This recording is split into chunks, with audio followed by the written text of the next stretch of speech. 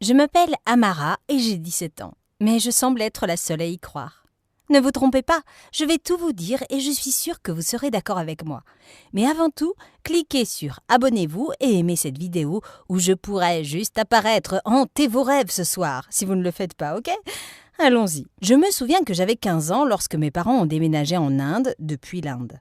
Mon père était assez riche, alors nous vivions dans le quartier le plus riche de la ville et j'allais aussi au lycée le plus huppé. Mes parents m'ont donné, ainsi qu'à ma petite sœur, tout ce que nous voulions. Mais ma petite sœur a été plus gâtée parce qu'elle était la préférée de papa. J'avais 3 ans de plus, mais elle était plus intelligente. Je l'enviais quand elle recevait des éloges, mais j'étais plus intéressée à faire la fête et à faire du shopping avec mes amis. Une fois, j'étais à une fête et je devais passer un examen, alors mon père m'a appelée et m'a dit « Si tu ne réussis pas bien à l'école, je ne t'inclurai pas dans mon testament. » Disons simplement que j'ai tellement raté que j'ai dû changer d'école. Ma nouvelle école était plus froide que la première. Il y avait des garçons plus chauds et des filles plus folles. Si je ne venais pas d'une maison riche, je me serais sentie comme une ratée, mais je m'entendais très bien. Je ne t'ai pas dit que je suis une grande danseuse ? Si, eh bien je suis tellement déterminée que je suis devenue la capitaine de l'équipe de cheerleading. Je sais que j'ai déjà dit que les garçons de cette école étaient super chauds, mais s'il y a un mot qui peut être utilisé pour décrire quelqu'un qui est encore plus chaud, alors vous pouvez l'insérer ici pour Greg, le capitaine de l'équipe de basketball. Nous avons commencé à sortir ensemble après qu'il se soit approché de moi un jour et m'a dit « Hé, j'aime ta tache de naissance et tu es vraiment mignonne. Tu veux sortir un soir ?» C'était le début et la fin. Tout aurait pu me sembler parfait, mais en tant qu'indienne, il m'était difficile de prononcer correctement certains mots anglais. Une fois, j'ai prononcé « vélo » dans mon ancienne école comme « bicycle » et cela a fait rire tout le monde et se moquer de moi pendant environ une semaine. J'ai commencé à suivre des cours particuliers d'anglais, mais pour éviter l'embarras dans ma nouvelle école, je me suis contentée de mots que j'étais sûre de bien prononcer ou de pointer des choses dont je voulais parler. Au début, mes amis pensaient que j'étais bizarre, mais ils s'y sont habitués. Mais j'étais assez à l'aise avec Greg, donc cela ne me dérangeait pas de faire ces erreurs avec lui, car il semblait ne pas s'en soucier. Greg et moi avons passé beaucoup de temps à aller au cinéma, aux arcades et à des concerts. Nous étions presque inséparables. En fait, vous ne pouviez me voir nulle part et ne pas le trouver à proximité. Nous étions le couple parfait et tout le monde voulait que leur relation soit comme la nôtre. Une fois, pendant que nous sortions, je lui ai dit que j'aimerais vivre avec lui sur une île isolée et avoir des jumeaux avec lui. La pensée d'une vie sans Greg m'a toujours fait grincer des dents. Puis, une nouvelle fille est apparue. Son nom était Lucie et elle était très jolie. Vous pouvez appeler ça de la jalousie, mais lors de son premier jour d'école, tout le monde en classe était comme « Oh, elle est tellement sexy !» Et cela m'a mise mal à l'aise. Un jour, elle est venue vers moi et a dit « Salut Amara, j'ai entendu dire que tu étais la capitaine de cheerleading. Quand puis-je venir pour des essais ?» Je voulais lui dire que nous n'étions pas ouverts à de nouvelles prises, mais j'ai vu une chance de lui rendre la vie un peu misérable et je l'ai saisie. Je lui ai donné les cascades les plus difficiles, mais elle a tout réussi. Elle m'a même demandé si c'était tout ce que j'avais. J'étais en colère, mais pas aussi en colère que lorsque j'ai entendu les autres dans le vestiaire dire qu'elle était encore meilleure que moi. J'étais assise avec Greg un après-midi, elle est venue et a dit « Salut Greg, je suis une grande fan. Je peux prendre une photo avec toi, s'il te plaît ?» Bien sûr, Greg n'a pas dit non. Il m'a même demandé de prendre la photo. Elle le tenait comme s'il était son petit ami. Je ne pouvais plus le supporter et je lui ai dit d'enlever ses mains. Elle a commencé à pleurer comme si j'étais un monstre et Greg l'a embrassée et s'est excusé. Elle m'a fait la gueule, comme lui, et c'est à ce moment-là que j'ai réalisé qu'elle avait probablement été envoyée de l'enfer pour tout me prendre. Greg et moi étions censés aller voir un film un soir, mais il a annulé et a dit qu'il était en famille. Je m'ennuyais, je voulais pas rester à la maison, alors j'ai demandé à mes amis si nous pouvions sortir, mais ils ont dit que Lucie les avait déjà invités pour un karaoké dans un bar. J'ai décidé de les rejoindre, car je voulais voir pourquoi Lucie était si géniale et que je ne l'étais plus. Je suis allée au bar et j'ai remarqué que la voiture de Greg était garée dehors. Je me suis garée en face du bar et je l'ai appelé, mais il a ignoré tous mes appels.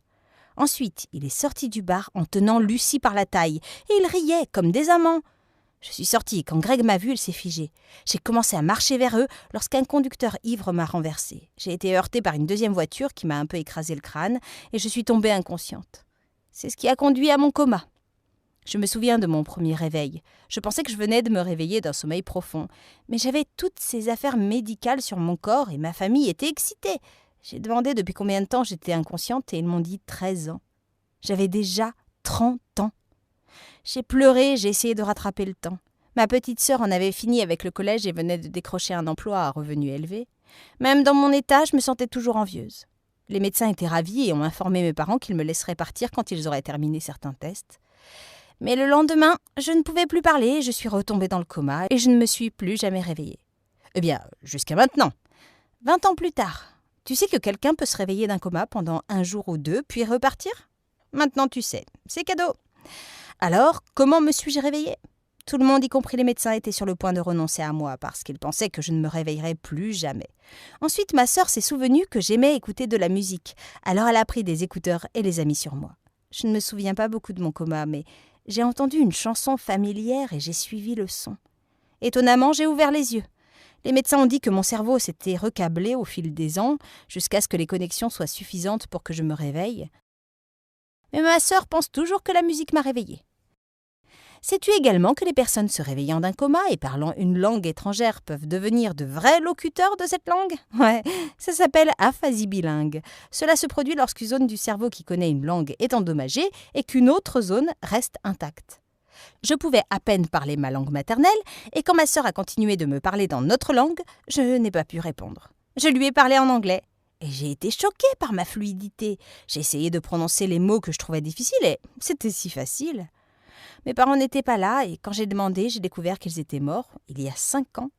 Mon père m'avait laissé beaucoup d'argent, mais la plus grande partie de cet argent était allée à mes soins hospitaliers. Ma sœur était mariée et avait 2 enfants adultes. Elle avait l'air bien plus âgée que je ne me souvenais. Je l'ai même confondue avec l'une des infirmières lorsque je me suis réveillée pour la première fois. À ce moment, je me sentais tellement mal de l'envier et de lui en vouloir au fil des ans, parce qu'elle a fini par être la seule à être restée fidèle à moi au fil des ans. Je suis sortie de l'hôpital après quelques semaines et placée sous soins thérapeutiques à domicile. Je suis donc rentrée chez moi et la première chose que j'ai faite a été de me regarder dans le miroir. Je suis sortie de moi quand j'ai vu mon reflet. « C'est pas moi. Dis-moi que c'est pas vrai !» ai-je dit. J'avais le corps d'une femme de 47 ans, mais toutes mes pensées étaient exactement comme quand j'avais 17 ans. Eh bien, j'en ai parlé à mon thérapeute et elle l'a appelé post-coma. Je ne l'ai pas cru jusqu'à ce que je me présente à la fête du 16e anniversaire de ma nièce et que j'essaie de faire des trucs sympas. Ses amis semblaient impressionnés et se sont réunis autour de moi pour me demander comment je pouvais agir et parler comme si j'avais 17 ans. Ils m'ont trouvée assez intéressante. Tout avait changé de ce dont je me souvenais. Tout d'abord, mon groupe préféré n'existait plus et ils étaient beaucoup plus âgés.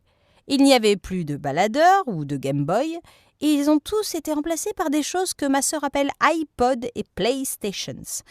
Tout était différent et c'était beaucoup à apprendre en même temps. J'ai demandé une fois à la fille de ma sœur si je pouvais utiliser Netscape Navigator sur son téléphone et elle a ri. Après m'avoir dit qu'elle ne savait pas ce que c'était, elle a eu la gentillesse de me montrer comment utiliser les navigateurs actuels et les plateformes de médias sociaux populaires aussi. Puis un jour, j'ai vu ma nièce regarder quelque chose sur son téléphone et ça m'intéressait. C'était une vidéo sur une fille dans le coma sur la chaîne Mon Histoire Animée. Je me suis tellement intéressée à la chaîne que ma nièce a dit en plaisantant « Peut-être que tu devrais aussi leur envoyer ton histoire ». J'ai adhéré à l'idée et les ai contactés immédiatement. Ils étaient ravis d'entendre mon histoire. Et voici un secret. J'ai peur de devoir me réveiller demain sans même me rappeler qui je suis. Donc, cette histoire que vous regardez est aussi mon journal. J'étais curieuse de savoir qui Greg était devenu, mais ma sœur n'avait pas grand-chose à me dire. Il avait cessé de me rendre visite à l'hôpital après 1 an. J'étais folle que, bien qu'il soit à l'origine de mon coma, il ne soit venu qu'1 an sur 30. Après l'avoir traqué sur Instagram pendant un moment, j'ai découvert où il travaillait et j'ai décidé de lui rendre visite. Quand je suis arrivée à son bureau, je n'ai pas été reçue car je n'avais pas de rendez-vous et je ne voulais pas qu'il sache que c'était moi. Alors je suis restée un peu pour savoir quand il sortirait déjeuner et je l'ai suivi. Mais quand je l'ai approché, ce n'était pas Greg, c'était quelqu'un d'autre. Donc je traquais quelqu'un d'autre sur Instagram tout ce temps. Après l'avoir cherché pendant des semaines, ma sœur a dit un jour « J'ai trouvé Greg, mais promets-moi que tu ne feras rien de stupide. » Je lui ai donné ma parole et elle m'a dit que je pouvais le trouver dans un café où il allait chaque matin. Je suis allée au café le lendemain matin et j'ai dû continuer à vérifier la photo qu'elle m'a montrée pour m'assurer que je ne le raterais pas. Quand il m'a vue, il ne m'a pas reconnue au début, jusqu'à ce qu'il voie la tache de naissance sur ma joue. C'est comme s'il venait de voir un zombie. Nous nous sommes assis pour parler pendant un petit moment. Je lui ai demandé pourquoi il m'avait trompée et n'est même pas venu me revoir à l'hôpital. Il était choqué que je sois sur ce souvenir après tant d'années. Mais il s'est excusé et m'a demandé de nous revoir le lendemain. Le lendemain, Greg n'est pas venu, et c'était comme ça pendant des semaines. C'est alors que j'ai su qu'il avait cessé de venir au café à cause de moi. Ça fait mal. Ma sœur m'a dit de lâcher prise, car elle s'était déjà excusée, mais je n'allais pas mettre fin à 30 ans de coma avec juste le « je suis désolée » du gars qui l'a provoqué. Mais personne n'était disposé à me donner des informations, pas même le café où il allait depuis de nombreuses années. J'ai progressivement sombré dans la dépression. Car bien qu'il ait mûri et soit plus âgé que mes souvenirs, mon esprit de 17 ans était toujours amoureuse de lui. Ma sœur a dû m'emmener voir un psy car j'étais toujours triste. Le psy m'a aidée et je suis redevenue mieux. Je voulais un travail mais j'avais besoin d'un diplôme pour ça. Retourner à l'école à mon âge était la dernière chose que j'avais en tête. Je ne pouvais pas imaginer être dans la même classe avec des élèves de la moitié de mon âge et être plus âgé que la plupart de mes professeurs. Mais j'ai décidé d'y aller quand même. Lors de mon premier jour en classe, certains de mes camarades de classe pensaient que j'étais leur nouvel instructeur. Mais quand ils ont vu que ce n'était pas le cas, ils n'en ont pas fait autant d'histoires que je le pensais. En fait, certains d'entre eux ont commencé à m'appeler leur maman de l'école. Ça fait bizarre d'être vu comme un aîné quand vous savez que vous ne l'êtes pas. Mais je n'allais pas tout gâcher et leur dire « Hé les gars, j'ai en fait 17 ans, j'ai juste ce vieux corps, vous ne comprenez pas ?» Mais s'il y a quelque chose que je voulais éviter, c'était de passer pour folle. J'étais déjà en train de surmonter mon obsession pour Greg quand j'étais dans un café et j'ai vu quelqu'un qui lui ressemblait. Il riait avec une jolie femme et on aurait dit qu'ils étaient proches. Il n'arrêtait pas de toucher ses cheveux. Et c'était comme quand je l'avais attrapé avec Lucie. Je ne voulais pas m'embarrasser comme la dernière fois, mais la ressemblance était trop frappante. Je me suis dirigée vers lui et lui ai touché l'épaule. Quand il s'est tourné pour me regarder, c'était lui. Son regard de surprise s'est rapidement dissous en un froncement de sourcils et il m'a demandé si je l'avais traqué.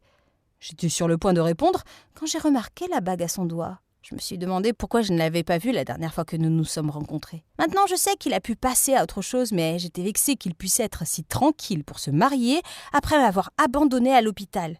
Je lui ai dit qu'il était un monstre et je suis partie après avoir jeté un regard haineux à la fille. Corrigez-moi si je me trompe, mais Facebook est l'endroit le plus facile pour trouver quelqu'un. Du moins, c'est ce que l'un de mes camarades de classe m'a dit, et cela a fonctionné. J'ai trouvé le profil de Greg et j'ai parcouru ses publications pour en savoir plus sur la femme avec qui il était, parce que je pensais que c'était sa femme. Mais je n'ai pas été seulement choquée de découvrir qu'il était infidèle quand je l'ai vu, j'ai découvert qu'il était marié à Lucie. Le choc s'est transformé en rage. Quand j'ai vu qu'il avait 2 adolescents et qu'il avait l'air heureux, ça aurait dû être moi. J'ai aussi trouvé la page de Lucie.